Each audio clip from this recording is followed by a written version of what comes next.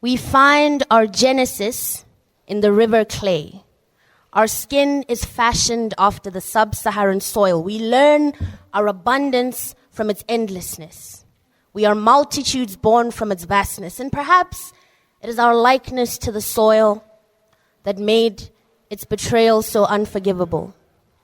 How it hardened to strangle the roots of our struggle that they may bear no fruit. How it anchored hard-soled boots whose homes became our throats. Marching troops with hissing whips that lassoed loops bound us in groups. And we were islands of prisoners. How it nursed the twine that trapped our ankles in shackles. How its sharpness crashed our heels as we fled from jackals who met our guttural cries with crackles. How do we forgive the land for fathering trees, sturdy as timber and deceptively green, so that we may be hung from the branches? How do we paint lore of waning hopes crashed and palms gashed as we held fast, if not in blood?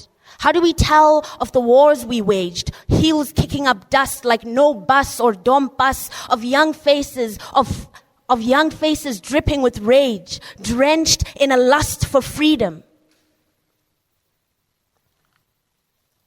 We grab our plows and we greet the sands again. This time, we don't dig graves. This time, we aren't slaves to gushing waves of rushing trains that come to snatch and take to bury in darkness. This time, we plant new seeds. Mound heaps of hope, and hope they sprout in time. We will find our genesis in the river clay. Our skin was fashioned after the sub-Saharan soil. Our healing is in its vastness.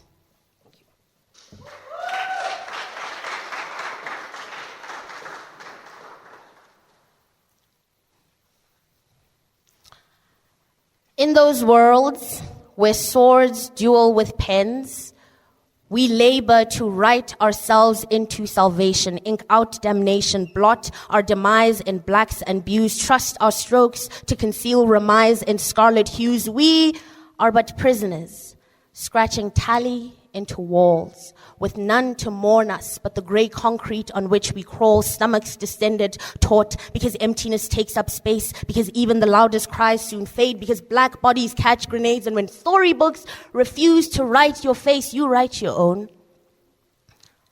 A little black boy with cracking knuckles brings nothing but a whistle home. No prose, no fortitude in his brittle bones, no hunting trophy, no calabash for his woes. His veins are weary with memory, longing resolve that since calcified in his father. So we'll write him a brave new tale. And this time his lungs are not empty chambers choking on black smoke. His calloused hands do not build the cities he wanders in broke, breaking down and broken inside. Maybe we can write his life into mattering this time. A mother howls at the moon and counts its craters. She beckons the tide and hopes to touch the hem of the Creator, trade whispers with a divine curator, persuade her to keep the silver moon glowing for longer. Dawn breaks harsh, berates her. The womb spills over with maggots, and yet she is called traitor. So we'll write her a symphony to say as a prayer at our funerals, and all her life becomes grief. A father stumbles his way through manhood, feet dragging the power they claim he has, fists swinging the power he wants to have. He loves like rainbows, blacks and blues on eyes, reds and gashes and purples on thighs. He loves like a rumbling thunderstorm, like pellets hailing in a swarm. And so we'll write him a choice. Let him pick the poison. What are we but rhyming rugrats, heaven's expats, scribbles in a time lapse? What have we but burial rituals, anger's residuals, fights for foe and shrines for Apollo? Hearts are hollow, graves are shallow. You get so used to seeing crimson patches on brown bodies, you don't even bat an eye when it's yours. And maybe there are better ways to live. But wouldn't you like to kiss God?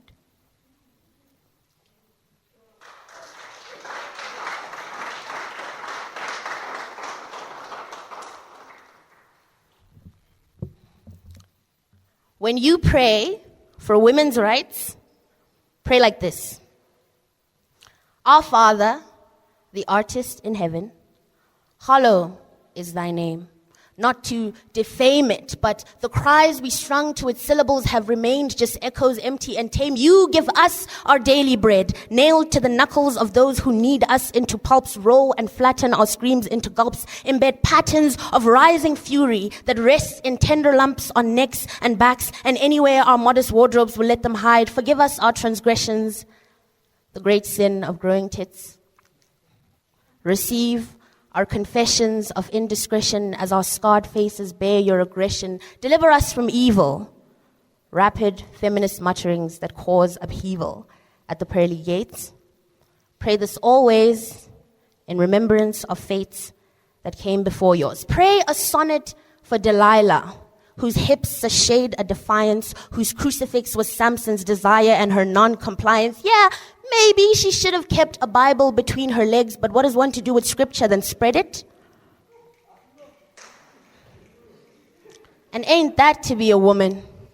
To own a beauty, not for you to weaponize a body, for him to terrorize a goddess locked out of paradise. Pray an elegy for Jezebel, whose only crime was being indiminishable, whose flame of pleasure was indistinguishable, whose sword dripped insurrection and voice was laced with rebellion. Someone should ask the prophets what they were wearing when she slit their throats.